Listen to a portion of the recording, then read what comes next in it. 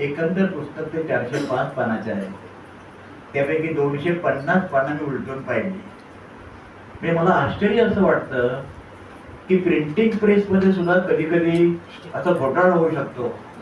पण या 10-12 लोकांचं हस्ताक्षर इतकं सारखं आहे की मला ती केलेली एक नैसर्गिक देणगी त्याने मिळालेली आहे असं मला वाटतं.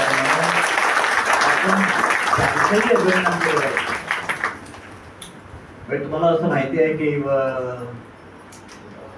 ह्याच्यामध्ये विठ्ठला तू वेडा कुंभार असं जे गाणं आहे सुधीर फडकेने गायलेलं, म्हणजे जगामध्ये 850 कोटी लोक आता आहेत साधारणपणे सगळ्या जगामध्ये. या 850 लोकांच्या मध्ये 2 व्यक्तींच्या मध्ये कितीही साम्य जरी असलं तरी 100% साम्य असत नाही.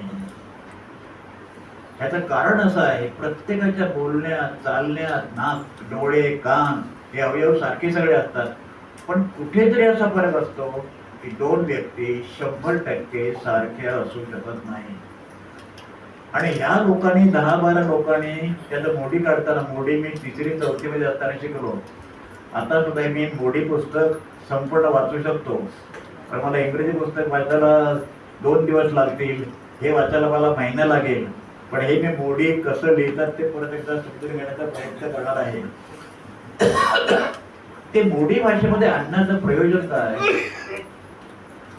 छत्रपती शिवाजी महाराजांवरची पुस्तकं आपण अनेक लोकांनी अनेक पुस्तकं चालली असतील. मी सुद्धा पार्लमेंटच्या लायब्ररीमध्ये 6 वर्ष राज्यसभेमध्ये असताना जात होतो. एक प्रचंड कलेक्शन शिवाजी महाराजांच्यावर पार्लमेंटच्या लायब्ररीमध्ये आहे. आर्काइव्हमध्ये प्रचंड प्रमाणामध्ये बखरी आहेत, त्याच्यामध्ये शिवाजी महाराजांचा पत्रव्यवहार आहे वगैरे वगैरे सगळं. पण मोडी भाषेमध्ये जी भाषा आता प्रचलित नाही, जी भाषा अस्तंगत होत चाललेली आहे, त्या भाषेमध्ये शिवाजी द ग्रेटेस्ट हे आणण्याचं कारण असं की आत्तापर्यंत सबंध जागतिक पातळीवर शिवाजी महाराजांच्या विषयीचं वाङ्मय जे आहे त्या वाङ्मयामध्ये या एका पुस्तकाने भर घालून त्याला नवीन दिशा देण्याचं ऐतिहासिक काम केलेलं आहे. आणि म्हणून मी अभिनंदन करतो.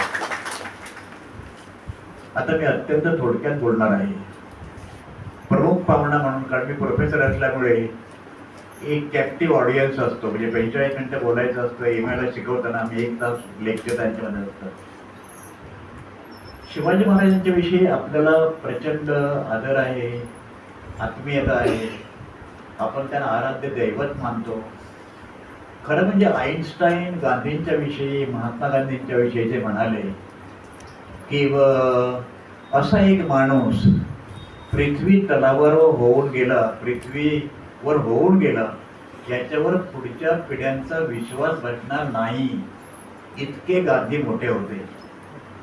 मी आईन्स्टाईनच्या वाक्यामध्ये भर घालून असं म्हणेन, छत्रपती शिवाजी महाराजांचं कार्य, त्यांची प्रतिभा, त्यांचा दूरदृष्टीपणा, त्यांची नैतिकता, त्यांची न्याय्य भूमिका, समाजाच्या विषयी त्यांची असलेली प्रचंड इच्छाशक्ती, स्त्रियांच्या विषयी त्यांचा असलेला दृष्टिकोन आणि संपूर्णपणे सर्व समाजावर प्रेम करणारा, त्यांचं हित चिंतणारा असा एक रयतेचा राजा म्हणून जगाच्या इतिहासामध्ये किती जरी मोठे सम्राट जरी झाले तरी अशा प्रकारचा रयतेचा लोकोत्तर राजा जगाच्या फक्त हिंदुस्थान नव्हे जगाच्या इतिहासात झालेला नाही, एवढं छत्रपतींचं कर्तव्य आहे.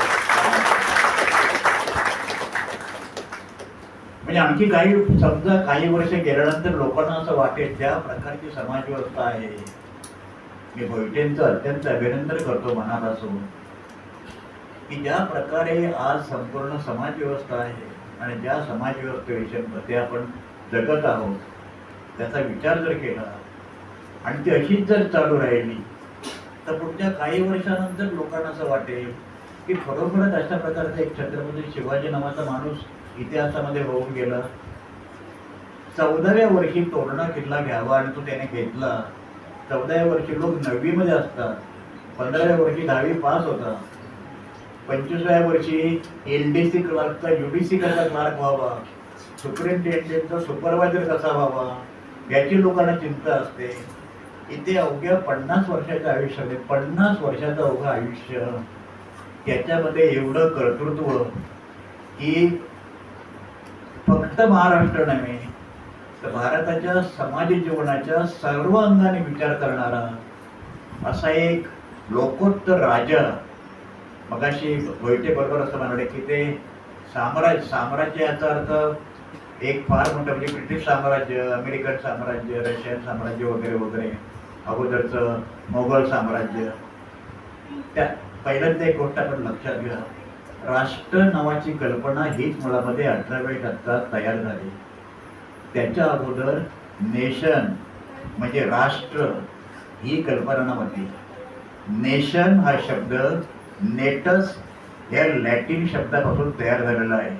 नेटस म्हणजे बाय बर्थ, म्हणून आपण नॅशनॅलिटी आपण असा जेव्हा लिहितो राष्ट्रीयत्व, तेव्हा आपण हिंदू, मुसलमान, ख्रिश्चन, शीख असं लिहित नाही, आपण भारतीय असं लिहितो. कारण भारतीय या राष्ट्रीयत्वामध्ये सगळ्या गोष्टी अंतर्भूत झालेल्या आहेत, हे आपण लक्षात घ्यायला पाहिजे.